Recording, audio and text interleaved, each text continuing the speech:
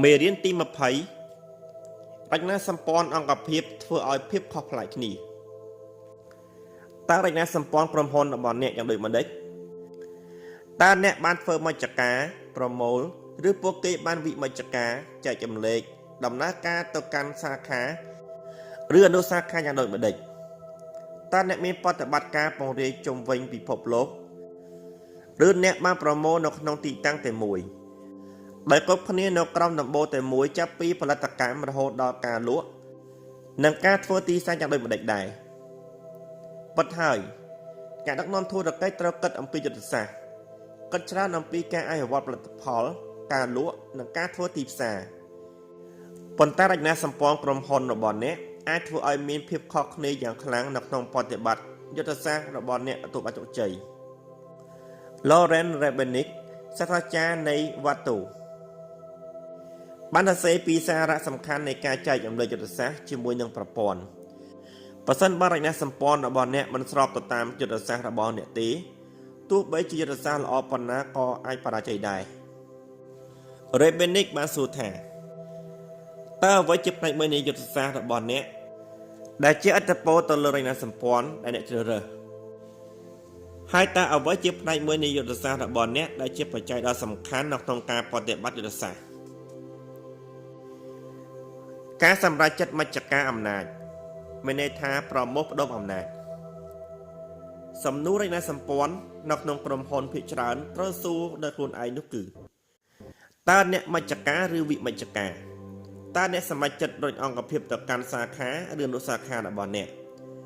ឬតើអ្នកដែលសារទុកវានៅការិយាល័យកណ្ដាលអត្ថបទ McKinsey Quarterly បានកំណត់អំពីសំណួរមូលដ្ឋាន3ដើម្បីសួរនៅពេលធ្វើការសម្រេចចិត្តមជ្ឈការអំណាចប្រសិនបើមានចម្លើយ No នៅគ្រប់សំណួរទាំង3នេះក្រុមហ៊ុនមិនគួរមជ្ឈការអំណាចនោះទេយ៉ាងណាក៏ដោយបើមានចម្លើយ Yes មួយគ្រប់យ៉ាងចាំបាច់ត្រូវតែបន្តទៅមុខជាមួយនឹងមជ្ឈការអំណាច1តើមានអាណត្តិមជ្ឈការអំណាចឬទេឬនិយាយមកយ៉ាងទៀតថាតើវាចាំបាច់ត្រូវមានឬទេនេះគឺជាការសម្រេចចិត្តមួយដែលច្បាប់ត្រូវតែបានធ្វើឡើងដោយ CEO ប៉ុន្តែសម្រាប់ការសម្រេចចិត្តភាគច្រើនអ្នកដែលធ្វើការសម្រេចចិត្តគឺអាស្រ័យទៅលើក្រុមហ៊ុន2តើការមជ្ឈការអំណាចបង្កើតគុណតម្លៃដ៏សំខាន់ដែរឬទេបើអ្នកនឹងយកអ្វីមួយចេញពីអង្គភាពធុរកិច្ចរបស់អ្នកគួរតែមានហេតុផលខាងហិរញ្ញវត្ថុដ៏ល្អអត្ថបទ McKinsey Quarterly បានណែនាំថាបានចំណូល 10% ពីការសម្រេចចិត្ត3តើមានហានិភ័យទាបដែរឬទេប្រសិនបើអ្នកមានចម្លើយ No ចំពោះសំណួរពីដំបូងបន្ទាប់មកនៅតែមានមូលហេតុដើម្បីឈ្មោះបន្តទៅជាមួយនឹងការមជ្ឈការអំណាចដដែលព្រោះវាមានហានិភ័យតិចតួចចំពោះផលប៉ះពាល់ដ៏អាក្រក់នៃមជ្ឈការអំណាចយុទ្ធសាស្ត្រត្រូវបានរៀបចំយ៉ាងល្អិតល្អន់នៅថ្នាក់លើប៉ុន្តែវាត្រូវបានយល់ស្របដោយគ្រប់គ្នានៅក្នុងអង្គភាពនៅក្នុងមេរៀនមុនខ្ញុំបានសរសេរថាវាគឺជាការល្អបំផុតដែលអ្នកគ្រប់គ្រងដ៏កម្ពុជាចែករំលែកដោយផ្ទាល់ជាមួយនឹងមនុស្សគ្រប់កម្រិតនៃអង្គភាពប៉ុន្តែនៅពេលធ្លាក់មកដល់ការអនុវត្តយុទ្ធសាស្ត្រការសម្រេចចិត្តមជ្ឈការអំណាចទាក់ទងនឹងយុទ្ធសាស្ត្រនោះគួរតែធ្វើដោយការប្រុងប្រយ័ត្នលុះត្រាតែអ្នកអាចឆ្លើយ Yes ចំពោះសំណួរទាំង3ខាងលើមុនសិនមុននឹងអ្នកធ្វើការប្រគល់ការអនុវត្តនៃយុទ្ធសាស្ត្រទៅឲ្យអ្នកដឹកនាំសាខាឬអនុសាខារបស់អ្នកប៉ុន្តែនៅតែបន្តអ្នកតំណងឲ្យស្អិតរមួតក្រែងលោយុទ្ធសាស្ត្រចាក់ចេញពីគន្លងផ្លូវដោយប្រការណាមួយមេរៀនទី21 5ជំហាននៃការរៀបចំនិងការប្រតិបត្តិយុទ្ធសាស្ត្រ Benjamin Trago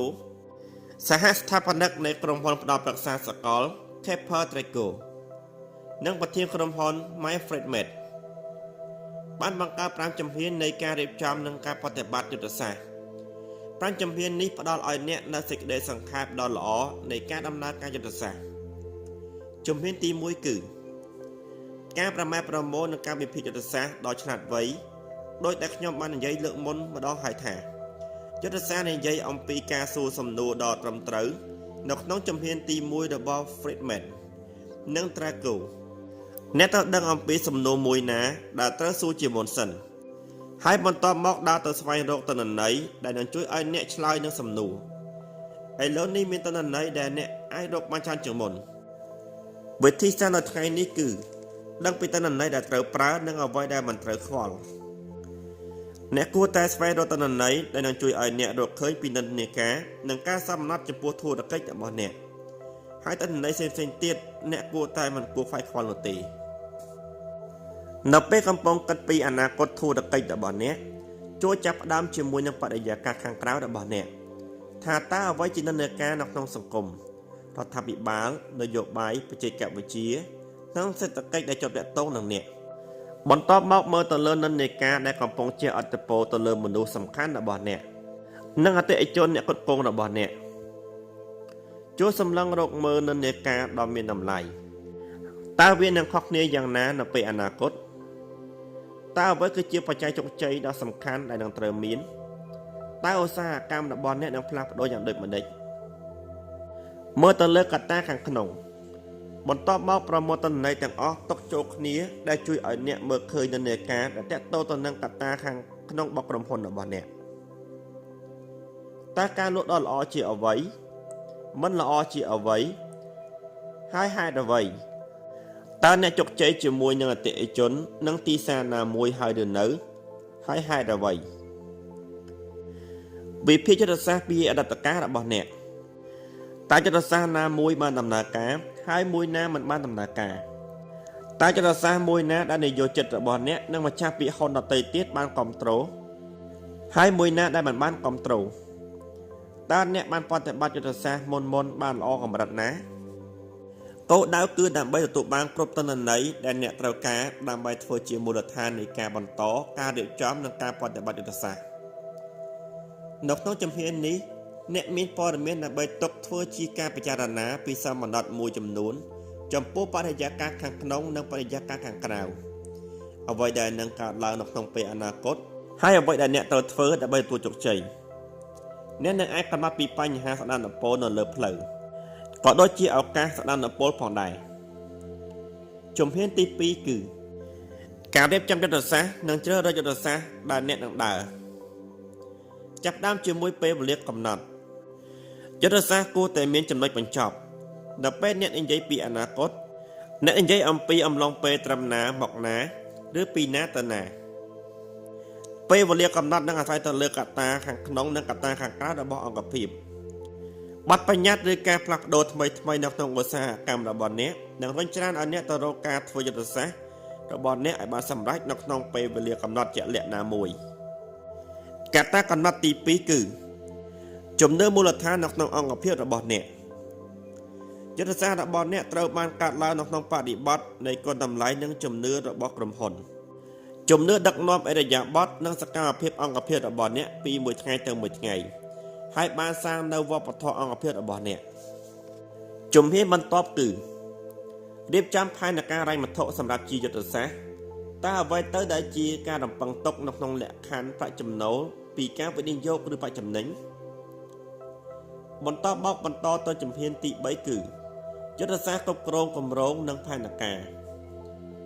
នៅក្នុងជំហាននេះអ្នកនឹងបានបង្កើតបញ្ជីនៃគម្រោងការសំខាន់ប្រកបដោយសក្តានុពលរួមមានគម្រោងសំខាន់ដែលមានស្រាប់ដូចជាការធ្វើឲ្យ IT កាន់តែប្រសើរឡើង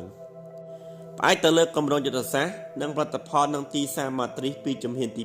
2បន្តមកវិភាគនិងលំដាប់លំដោយពីភាពសំខាន់គម្រោងដែលមានសក្តានុពលបំផុត